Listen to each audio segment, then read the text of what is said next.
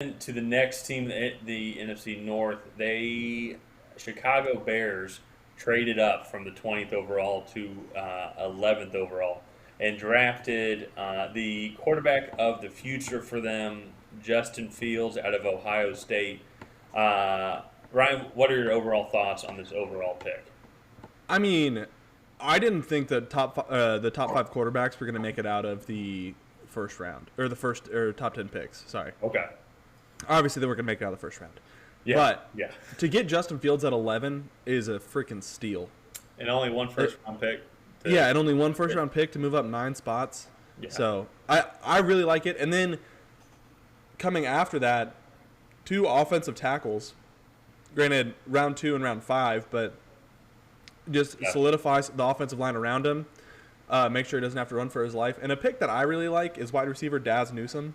I was wondering what your take was going to be on that. He's a shorter, shiftier guy, pretty good like slot receiver, and I think he'll come in and just be a good like possession receiver. He's not going to be anything crazy, but he'll be a good underneath weapon that'll allow guys like Allen Robinson to be able to get over the top without really having to.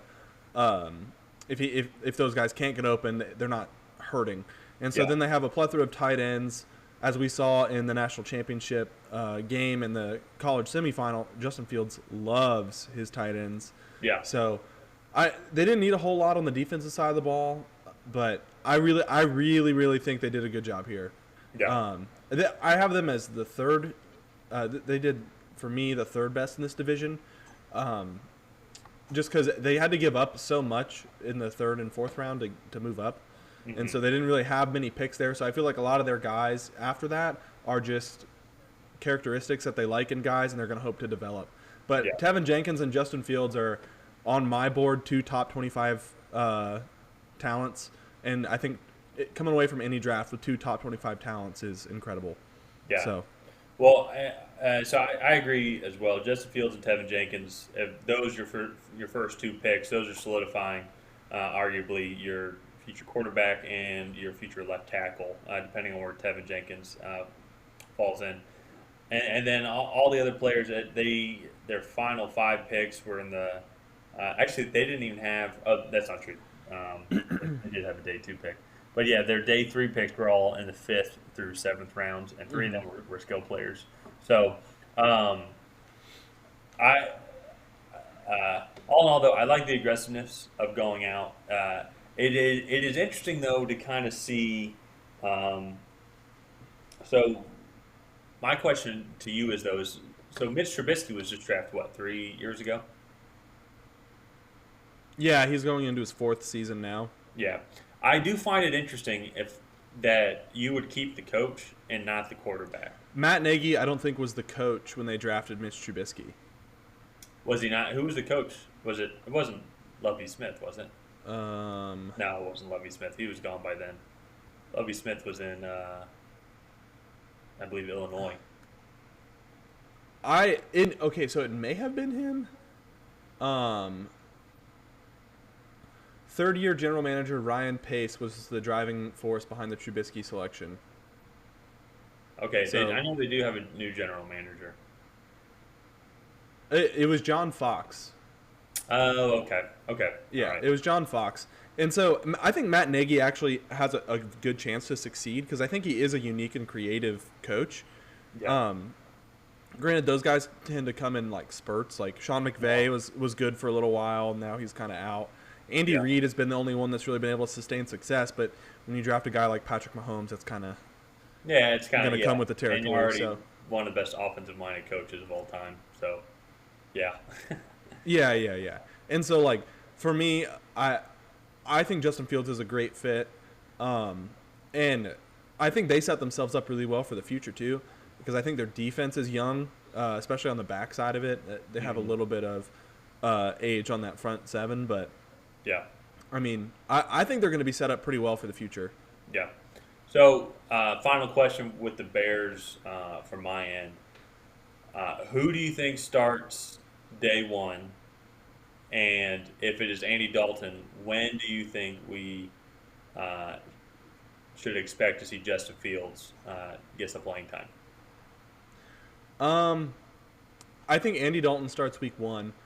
I think by week 6, Justin Fields is gonna take over because I think by week 6, I think they're probably gonna be 2-4.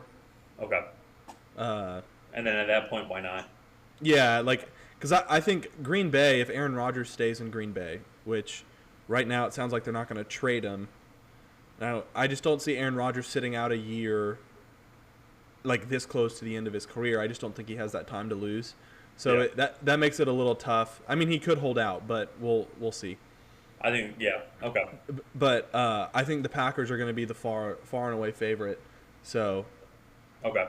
but I give this this draft an A-. The only reason why is they just don't have any like mid-round picks really. Like they have the second-round pick in Tevin Jenkins, but then it goes all the way to the 5th. Yeah. And so you kind of had to give that up, but we'll see how some of these players develop. But they might regret giving up all of those picks to move up. So Yeah, that'll be one. You have to admire the aggressiveness now, but we'll have to evaluate how good this pick was 5 years from now because of all the potential picks that they lost and that they could have gotten.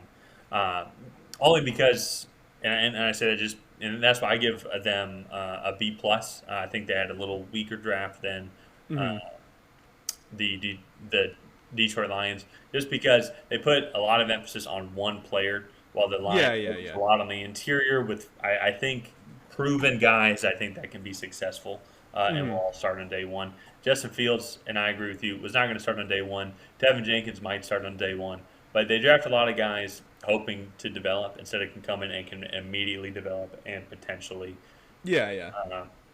provide an impact from the start. So I will say too. So like, let's say Justin Fields gets hurt, and then they like none of these guys I think from round 5 and later are going to be able to play this year. I mean, maybe Daz Newsome. Excuse me, but then I mean that's almost just a waste of a draft class. If Justin Fields doesn't pan out, this draft class is shot.